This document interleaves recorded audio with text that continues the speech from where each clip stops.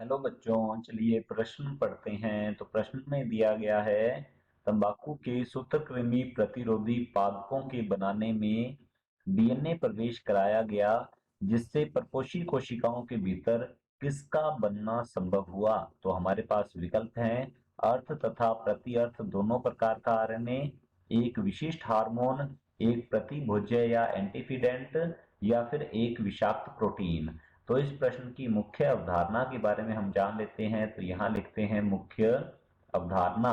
इस प्रश्न की मुख्य अवधारणा है हमारे पास आरएनएआई आरएनएआई तकनीक, या इसे कहा जाता है आरएनए अंतरक्षेप। तो लिखते हैं इसे आरएनए अंतरक्षेप के नाम से जाना जाता है। और आरएनए अंतरक्षेप जो है यह यूकैरियोटिक, तो यहाँ लिखते हैं यह यूकैरियोटिक कोशिका जो होती है, यूकैरियोटिक कोशिका, इसकी प्राकृतिक, तो यहाँ लिखेंगे प्राकृतिक सुरक्षात्मक तकनीक होती है। सुरक्षात्मक विधि कह सकते हैं, या फिर यह तकनीक होती है जिसके द्वारा यूकैरियोटिक कोशिका जो है बाहरी डीएनए या आरएनए से अपनी सुरक्षा करती है। तो इसमें होता क्या है ये हम समझ लेते हैं। इसमें किसी जीन के, हम कह सकते हैं, अभिव्यक्ति को रोका जाता है। जैसे कि यहाँ पर लिखेंगे जीन। अब जीन जो है यह अभिव्यक्त होता है एमआरएनए बनाकर। तो यहाँ लिखते हैं जीन से एमआरएनए का निर्माण होता है, और एमआरएनए से आगे हम कह सकते हैं कि प्रोटीन का निर्माण होता है।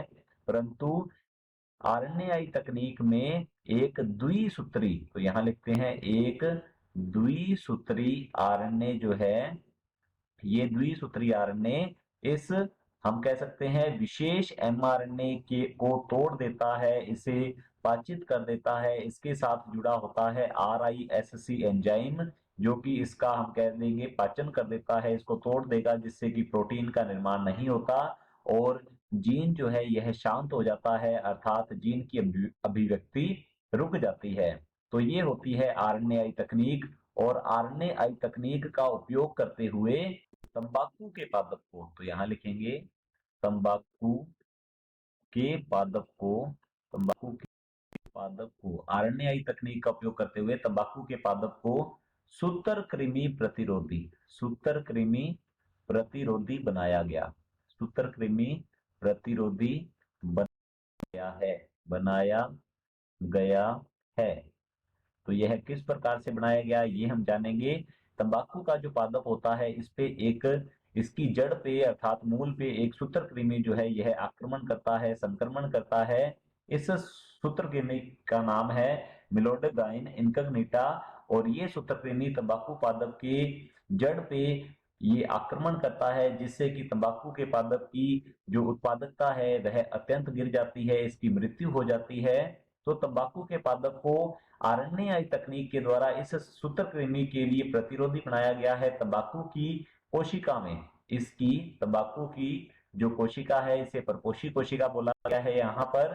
इसमें ऐसा जीन स्थानांतरित किया गया है जिससे कि अर्थ एवं, हम कह सकते हैं, प्रति अर्थ, ये जीन जो है, ये जीन अर्थ एवं प्रति अर्थ, अर्थ एवं प्रति अर्थ दोनों आरएनए का निर्माण करता है। तो यहाँ लिखेंगे दोनों प्रकार, दोनों प्रकार का आरएनए, प्रकार का आरएनए बनता है, इस जीन के द्वारा बनता है, जिससे कि ये दोनों जो आरएनए बने हैं ये एक दूसरे के पूरक होते हैं, जिससे कि ये दोनों आपस में जुड़ जाएंगे और द्विसूत्री आरएनए का निर्माण होता है।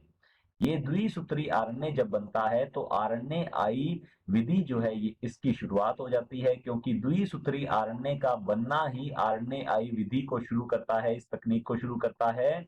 और ये द्विसूत्री आरएनए जो है जब निमेटोड या सूत्रकृमि में प्रवेश करते हैं तो उसके अंदर काइटिन जो है उसके जैव संश्लेषण को बाधित कर देते हैं, जिससे कि हम कह सकते हैं सूत्रकृमि की मृत्यु हो जाती है। इस प्रकार से तंबाकू के पादप को सूत्रकृमि के लिए प्रतिरोधी बनाया गया है। तो चलिए देखते हैं प्रश्न को। प्रश्न में दिया गया है, तंबाकू के सूत्रकृमि प्रतिरोधी पादपों को बनाने में डीएनए प्रवेश कराया गया, जिससे परपोषी कोशिका के भीतर किसका बनना संभव हुआ।